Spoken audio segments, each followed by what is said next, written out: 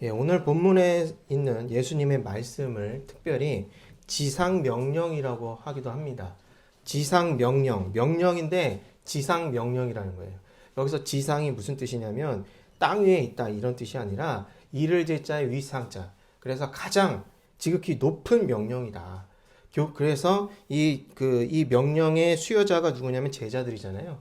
그래서 교회에게 주시는 가장 높은 엄중한 명령이다. 그런 뜻으로 이제 지상 명령이라고 합니다.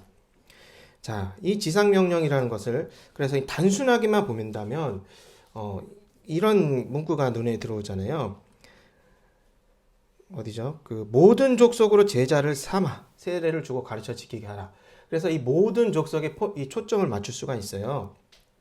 그래서 이것은 또한 선교 명령이다. 이렇게 부르기도 하는데 그래서 이거는 선교하라는 예수님의 말씀이구나. 전도하라는 예수님의 명령이구나. 이렇게 이해하기가 쉽습니다. 하지만 이거는 매우 좁은 의미에서 그렇게 이해하는 것이고요.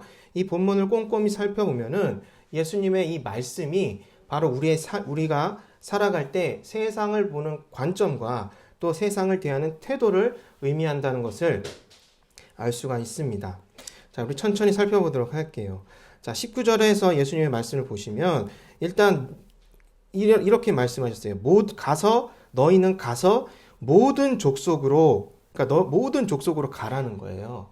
그러니까 이제 이스라엘의 하나님은 그 말 그대로 이스라엘의 하나님이었어요. 유대인의 하나님. 그런데 예수님께서는 이제 이방인에게 가라는 거예요. 모든 족속에게 가라. 그러니까 그 유대인뿐만 아니라 이방인 모든 족속에게 가서 복음을 전해라 이런 말씀인데 그러면 우리에게 이 말씀을 적용할 때 모든 족속은 그러니까 경계가 없는 거예요. 그러니까 이 모든 족속이라고 해서 뭐 하나님을 모르는 사람, 교회를 안 다니는 사람 이런 사람들만 의미한다기보다 그냥 가까이에 있는 내 가족부터 이 모든 족속에 포함이 된다 이렇게 생각할 수 있습니다. 자, 그리고 나서 이렇게 말씀하셨어요. 제자를 삼아 세례를 주어라. 자, 제자를 삼는 게 목표라는 거예요. 그 이방인에게 가는 이유는 뭐냐? 제자를 삼으려고. 그런데 이때 어떻게 하냐면 세례를 주라 그랬습니다. 세례를 주라. 근데 이 세례가 물론 이제 마태복음에서는 사실 세례하는 장면이 세례 요한 빼고는 등장하지 않아요. 그러니까 예수님 뭐 세례 받으시고, 그러니까 세례 요한과 관련돼서만 등장을 하고 이 마지막 부분에서 등장을 하는 거예요. 그래서 이 세례는 어떤 기능을 하는가 보면은 제자를 삼아서 세례를 주라 그랬잖아요. 그러니까 이 세례는 제자가 되게 하는, 그러니까 좀 다른 말로 표현하면 하나님의 백성이 되게 하는 세례라는 것입니다. 그래서 이 세례를 할 때 권위가 중요한 거예요. 그래서 이렇게 말씀하시죠. 아버지와 아들과 성령의 이름으로 세례를 주어라. 그러니까 이런 권위를 바탕으로 삼위 하나님의 권위를 바탕으로 세례를 주기 때문에 하나님의 백성이 된다는 것입니다. 그런데 특별히 이 세례는 제자를 삼는 역할을 한다 그랬잖아요. 그럼 누구의 제자를 의미하냐면 바로 예수 그리스도의 제자를 의미하는 거예요. 그러니까 여기서는 삼위 하나님의 이름, 그 권위를 가지고 세례를 주지만 특별히 예수님의 제자를 되게 하는 데에 그 강조점이 있다. 이렇게 말씀드릴 수 있습니다. 자, 그래서 18절에서 이렇게 말씀하시는 거예요. 예수께서 나와 일러 가라사대 하늘과 땅의 모든 권세를 내게 주셨으니 이게 핵심이죠. 그러니까 이것이 뭐 전도를 하던 세례를 주던 이 모든 것의 기초가 되는 것입니다. 그 기초는 뭐냐? 예수님께 주어진 하늘과 땅의 모든 권세라는 것입니다. 자, 그럼 이 하늘과 땅의 모든 권세 이거는 무엇을 의미하는 걸까요?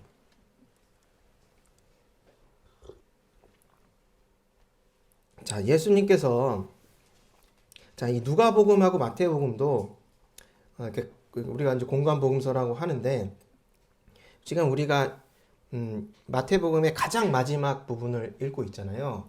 근데 누가복음은 그 마지막 부분이 마태복음하고 좀 다릅니다. 누가복음에서는 예수님이 승천하는 것까지 말하고 있어요. 승천하고 끝이에요. 근데 마태복음에서는 예수님이 승천하지 않습니다. 왜 그러냐면 임마누엘을 설명하기 위해서 그러는 거예요. 임마누엘. 20절에 보면 내가 세상 끝날까지 너희와 항상 함께 있으리라. 이렇게 말하고 하늘로 뿅 가면은 뭔가 어색하죠.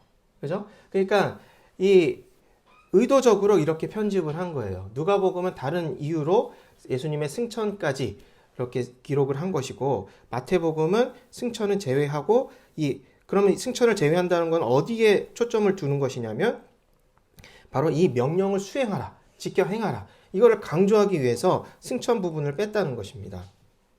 자, 그래서 우리가 이 예수님의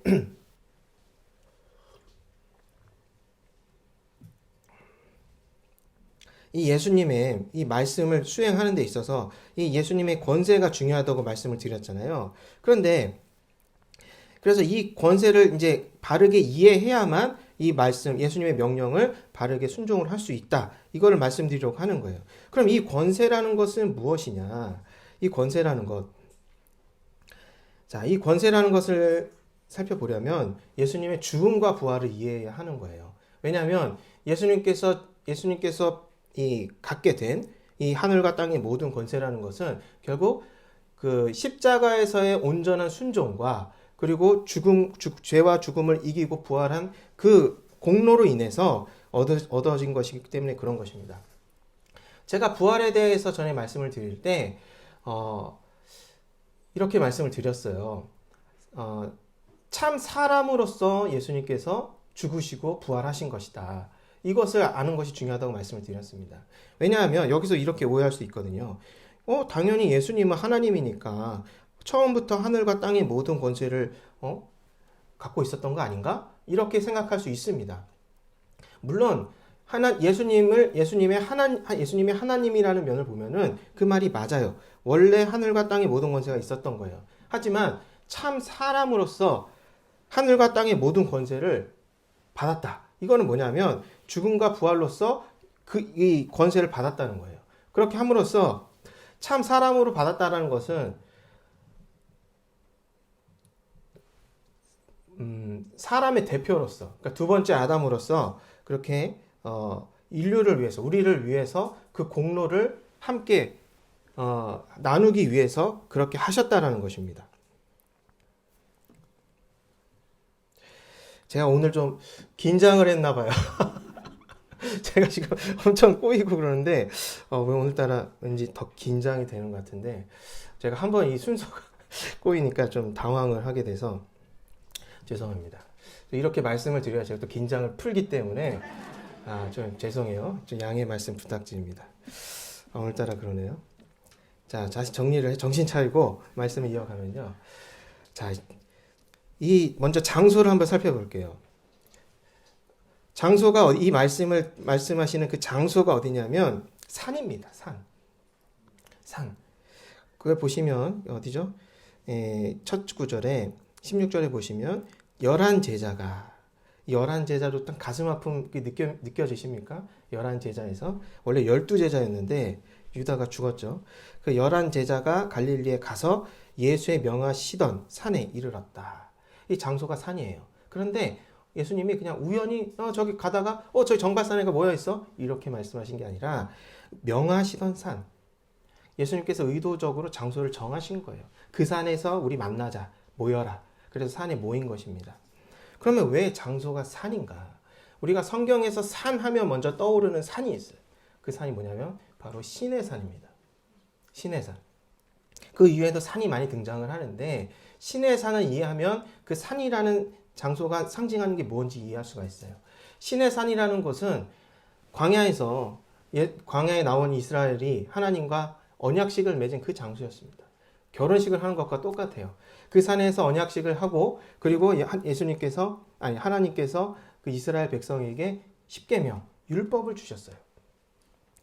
자, 그 장소가 그런 하나님과 하나님의 백성이 만나고 하나님이 말씀하시는 장소가 바로 산이라는 장소입니다. 자, 그러면 마태복음에서는 산 또 어디서 등장을 하느냐? 산상수훈을 들어보셨잖아요. 거기서 등장을 하는 거예요. 산상수훈이란 말 그대로 산 위에서 예수님이 말씀하시고 가르쳤다라는 그 내용을 의미하는 거예요. 그래서 그 산을 여기서 다시 산이 의미한다는 건 뭐냐면 바로 18절에서 예수님의 그 산이 의미하는 거의 첫 번째가 하나님과의 만남이라고 그랬잖아요. 그러니까 예수님께서 하나님으로서의 권세, 18절에서 말하는 그 하늘과 땅의 모든 권세를 드러내는 곳으로서 산이 적합한 것이었고, 또 지금 명령을 하시잖아요. 말씀하시는 거예요. 그 권세자로서 제자들에게 말씀하시기에 적합한 장소가 바로 산이라는 것입니다. 그렇기 때문에 여기 이 명령에서 사실 그 정말 핵심이 된다라고 할 수 있는 게 뭐냐면 바로 순종하는 데 있다라는 거예요. 명령을 지켜 행하는 데 있다라는 것입니다. 그런데 그래서 이 20절에 보시면 내가 너희에게 분부한 모든 것을 가르쳐 지키게 하라. 이게 핵심인 거예요. 지켜라, 행하라. 뭐 전도하라, 뭐 이것도 중요하지만 중요한 건 뭐냐면 지켜 행하는 거예요. 이게 지켜 행하는데 너희들은 당연히 제자들이니까 지켜야 하는 것이고 다른 사람들도 제자로 삼아 지키게 하라는 것입니다. 시내산에서 하나님께서 이스라엘 백성에게 율법을 주셨을 때는 그냥 주신 게 아니에요. 율법은 그 당시의 율법이라는 건 사회의 법이었습니다. 이스라엘 사회의 작동 원리였어요. 그렇기 때문에 지켜 행하는 실제적인 법이었는데, 그러면 예수님의 이 명령도 또한 우리가 마땅히 제자라면 지켜 행해야 한다는 것이죠. 자, 그러면 그러면 이거는 율법의 버전 2인가 이렇게 생각하실 수도 있어요. 그런데 율법 시대가 아니잖아요. 그러면 이 말씀을 어떻게 이해해야 하는가? 우리가 신앙생활하면서 빠지기 쉬운 함정 중에 하나가 뭐냐면 율법주의라는 것입니다.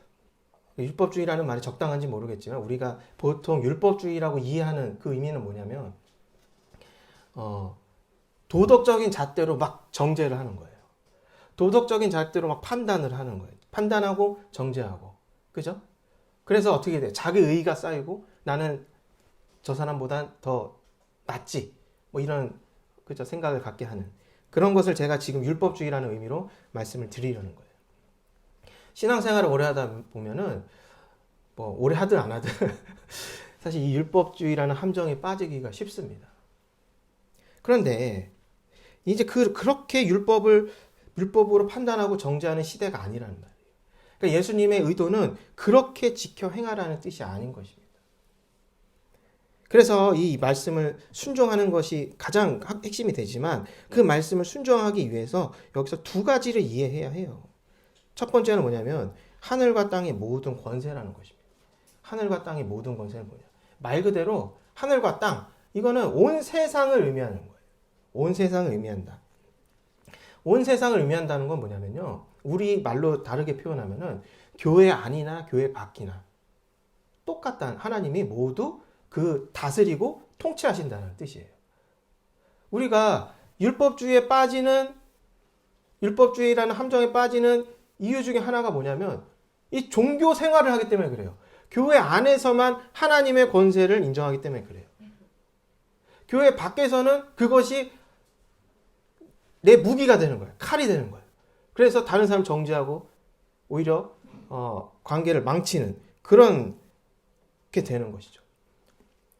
하늘과 땅의 모든 권세가 있다는 것은 교회 안에서나 교회 밖에서나 예수님께서 통치하고 계시다는 것입니다. 여러분, 일반 은총과 특별 은총에 대해서 제가 전에 말씀을 드린 적이 있는데 그래서 아마 많은 분들이 이해하고 계실 거예요. 일반 은총과 특별 은총. 보통 이제 특별이라는 거는 일반은 보편적으로 주어졌다는 것이고 특별은 특별히 주어졌다는 뜻이에요. 일반 은총이라는 것은 그래서 하나님을 믿던 안 믿던 모든 사람에게 또는 모든 세상에 주시는 하나님의 은총 뭐 이런 것입니다. 그래서 그 예를 들어 설명하자면 문명으로 얻는 혜택이라고 볼 수가 있어요. 여러분 우리나라가 이제 배달이 잘 되잖아요. 그 배달의 민족이나 요기요 뭐 이런 거 이게 뭐예요? 일반 은총인 것입니다. 하나님에게 우리에게 주신 일반 은총. 그러니까 누구나 다 쉽게 배달해서 이렇게 먹을 수 있는 그런 것도 하나님께서 우리에게 일반적으로 두루두루 주시는 은총이다. 이렇게 이해할 수가 있는 거예요. 이건 지금 정말 작은 예를 든 것이고, 그러니까 모든 자연 만물로부터 얻어지는 것들, 그런 것들 혜택도 모두 이제 그 뭐 하나님 백성이다 아니다 똑같이 주어지잖아요. 그런 의미에서 일반 은총이 있고 특별 은총이라는 것은 구원을 받는 은총을 얘기하는 거예요. 구원을 받는 은총. 하나님의 백성이 되는 은총. 하나님 나라에 들어가는 은총. 그걸 특별 은총이라 그래요. 그리고 또 한 가지 개념을 지금 말씀을 드리려고 해요. 일반 은총, 특별 은총이 있는 것처럼 일반 계시와 특별 계시라는 것이 있습니다. 일반 계시라는 것은 일반 은총이 그렇듯이 모든 사람에게 하나님의 백성이든 아니든 모든 백성에게 계시하신다는 거예요. 모든 사람들에게 계시하신다. 무엇을 계시하시느냐? 하나님 되심을 나타내는 거예요. 예를 들면 이런 거예요.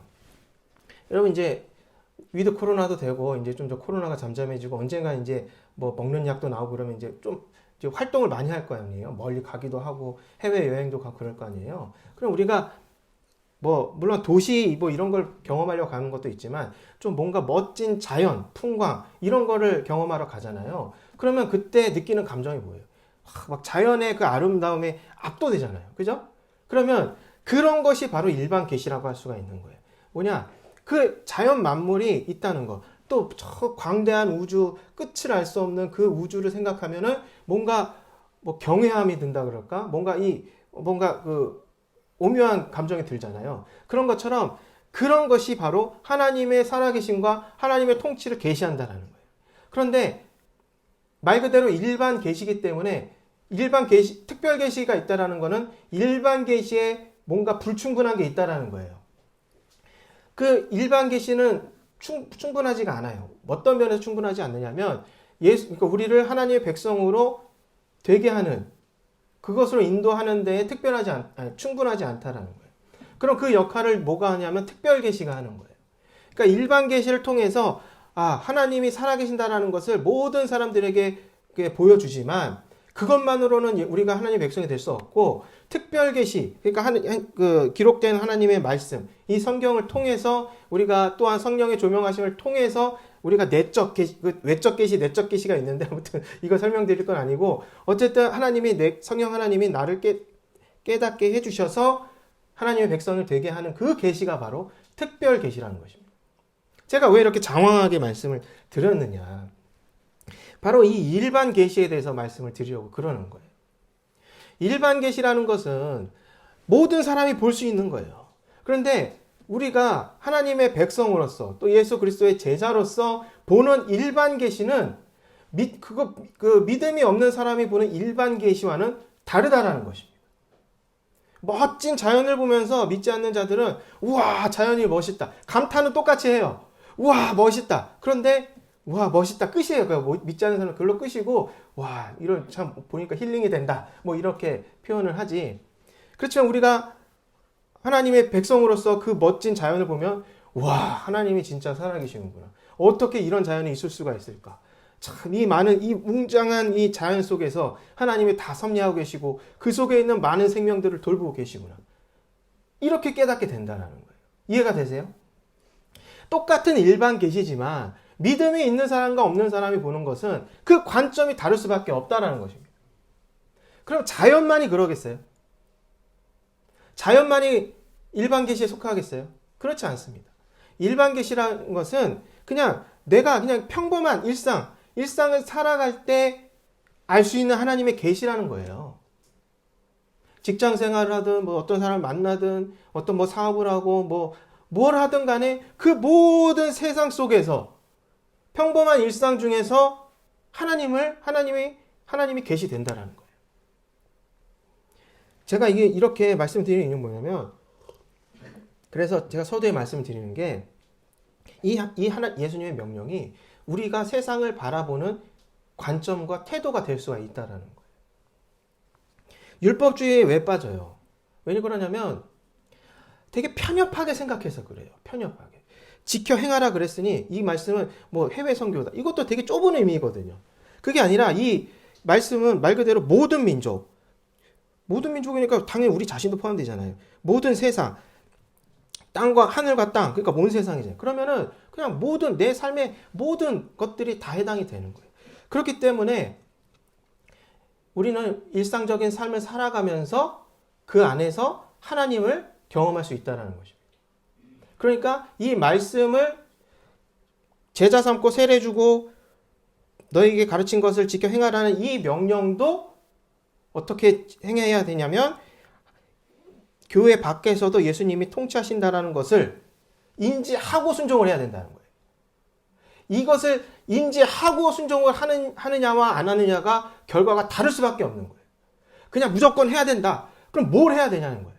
그냥 교회 생활 그냥 뭐 헌금하고 뭐 주일 성수하고 그것만 행하면 되느냐? 아니라는 것입니다. 교회 밖에서도 나의 평범한 삶에서도 예수님이 통치하신다는 것을 인정하고 그리고 순종을 해야 된다는 거예요. 그럼 순종의 영역이 교회 안에만 머무는 것이 아니라 모든 세상으로, 교회 밖의 모든 세상으로 확장될 수밖에 없다는 것입니다. 그리고 이제 이 20절의 마지막에 여기서 뭐라고 말씀하시냐면 내가 세상 끝날까지 너희와 항상 함께 있으리라. 자, 율법 시대와 은혜의 시대가 다른 게 뭐예요? 바로 이거죠. 임마누엘의 하나님. 물론 율법 시대에도 임마누엘의 하나님이 있었어요. 그 상징이 뭐냐면 성막하고 성전이었습니다. 하나님은 어디에 장소에 제한되는 분이 아니세요. 그렇지만 의도적으로 이스라엘과 함께하기 위해서 성막과 성전이라는 곳에 거기서 너희들을 만나주겠다. 내가 거기에 있겠다. 임재하겠다. 그렇게 정하신 장소예요. 그것이 바로 임마누엘이라는 뜻입니다. 그런데 이제 뭐라 그래요? 내가 세상 끝날까지 너희와 항상 함께 있으리라. 율법 시대에는 성전이 파괴되고 사라졌어요. 하나님의 임재가 사라졌죠. 제가 신구약 중간기 때 말씀을 드릴 때 그랬어요. 그 예루살렘으로 귀향한 그 페르시아 시대 때 고레스 왕의 칙령으로 어렵게 귀향한 사람들, 유대인들이 어렵게 성전을 만들었는데 실망했다 그랬죠? 왜 실망을 했어요? 솔로몬 성전과 같은 하나님의 임재를 경험하지 못했기 때문에 그들은 열정을 가지고 와서 귀향을 해서 힘들게 뭔가 방해에도 불구하고 성전을 세웠지만 그 임재를 경험할 수 없고 우리 또 새로운 나라를 하나님이 세워주는 것도 아니기 때문에 그 열정이 식어지고 그래서 말라기에서는 뭐라 그래? 그 세태를 어떻게 표현해요? 너희들이 제사장이 흠 있는 제물을 드린다고 하나님이 이렇게 지적을 하시잖아요. 그런 세태가 된 거예요. 그런데 그러니까 이 율법의 시대에서는 하나님의 임재가 사라진 것처럼 보인 거예요. 근데 은혜의 시대에는 어떻게 하나님이 임재하시느냐?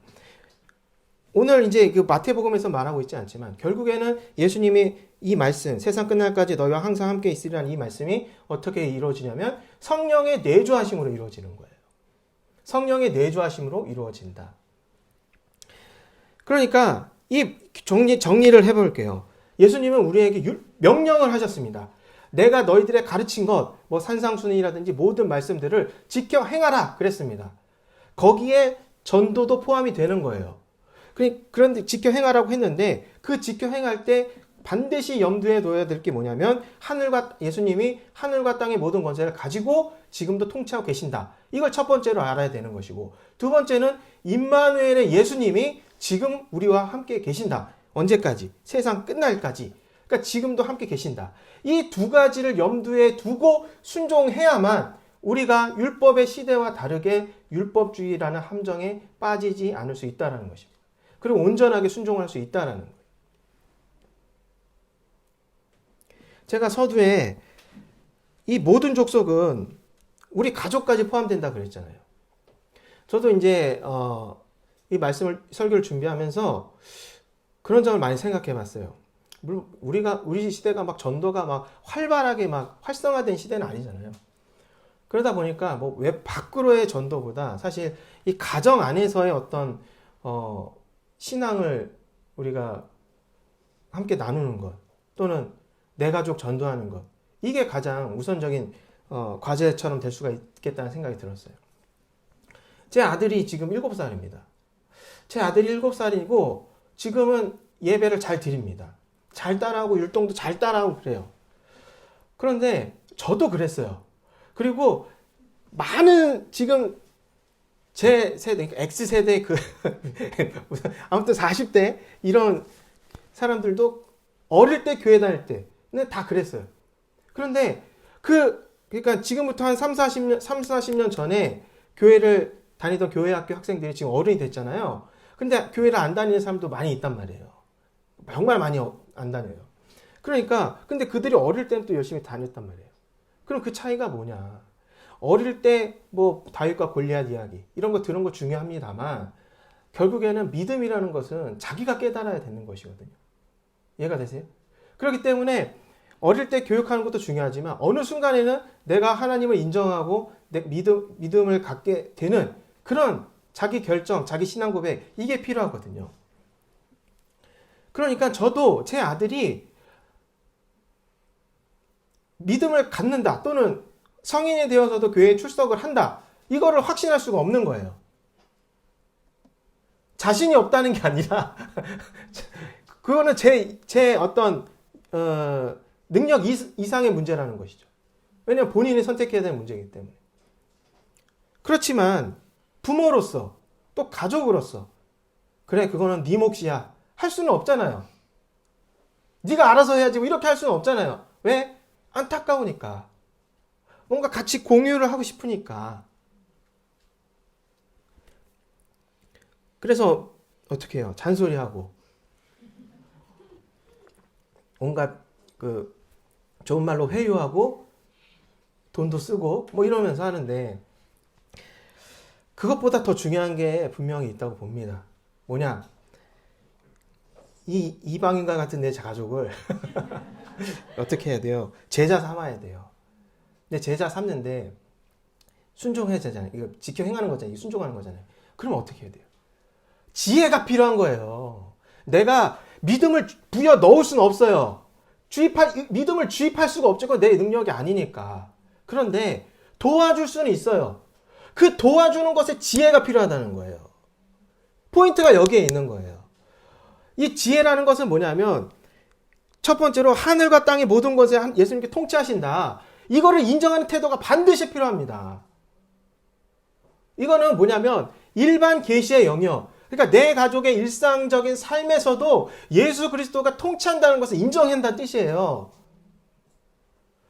그래서 조급하면 안 되는 것입니다. 불안해서도 안 되는 거예요. 뭐 감정적으로 그럴 수 있지만 그걸 믿어야 하는 거예요. 보기에는 막 엉망진창으로 보일 수 있어요.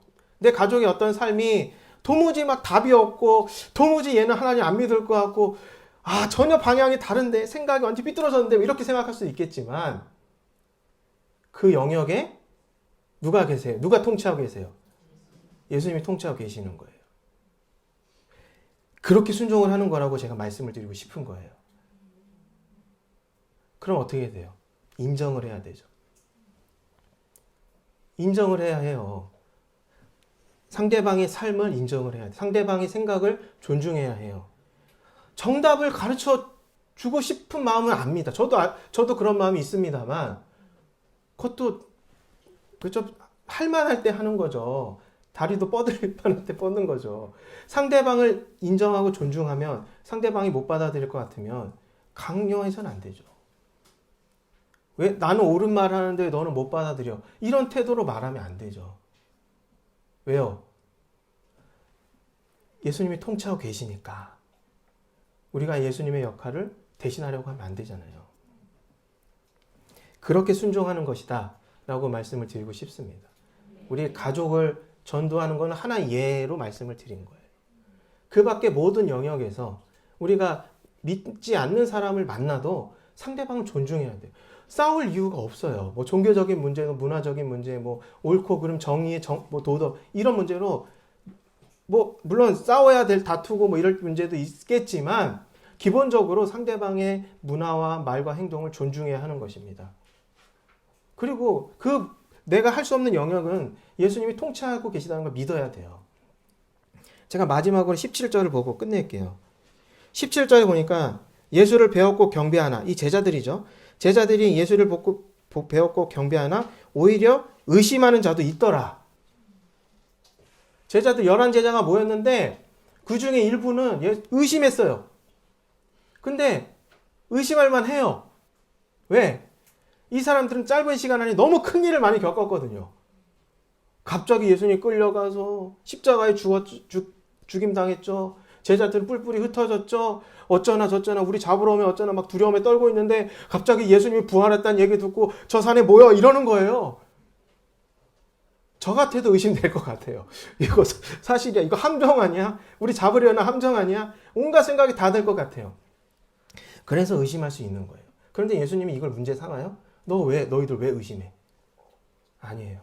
오히려 대수롭지 않게 여기는 듯 해요. 그렇지 않습니까? 그리고 의심이 있는데, 그래서 어떻게 해요? 18절에 예수께서 나와 일러 가라사대. 가서 보여주고, 모습만 보여준 게 아니라 말로 하는 거예요. 만졌을 수도 있죠. 내가 진짜 부활한 예수다. 이거를 보여주는 거예요. 그럼 의심의 안개가 사라지고, 그때부터는 예수님의 말씀을 경청할 수 있는 것이죠. 이런 것처럼, 이 말씀의 포인트는 뭐냐면요. 의심할 수 있다라는 거예요. 우리도 의심할 수 있어요. 확신이 없을 수도 있어요. 믿음을 가져야지만 순종을 할 수 있나요? 그런 부분도 있지만 믿음이 없어도 순종할 수 있어요. 절박할 때. 주로 그러겠죠. 그러니까 중요한 건 뭐냐면 행하는 것입니다. 이 말씀의 포인트는 뭐냐면 행하라. 여기에 있는 거예요. 믿음을 가져라. 가서 행하라. 이게 아니라 일단 행하라. 의심이 있는 거 안다. 근데 일단 나와봐라. 만나보자. 행해보자. 이거예요. 그러니까 처음부터 완벽한 것도 없고요. 처음부터 아주 숙련되게 다 잘해야 되는 것도 아닌 것입니다. 들어야 돼요. 예수님 만나야 돼요. 그리고 행해보는 거예요. 이게 핵심인 것입니다. 이걸 반복하는 거예요. 반복하는 것입니다. 반복하면 좀 회의감에 빠지지 않을까. 그거는 우리가 걱정할 게 아니에요. 그리고 제가 뭐라고 확답을 드릴 수도 없어요. 왜? 그거는 예수님의 권세니까. 예수님께서 하늘과 땅의 모든 권세가 있으니까. 그 말을 믿는 것 뿐이에요. 우리 모두가 이런 식으로, 제가 설명드린 것처럼 이런 식으로 순종을 했으면 좋겠습니다. 마음을 여시고, 그죠? 조급해하지 마시고, 또한 의심 들면 어쩔 수 없지만, 의심이 들더라도 용기 있게 행동을 하는 우리 모두가 되었으면 좋겠습니다. 말씀을 기억하시면서 함께 기도하도록 하겠습니다.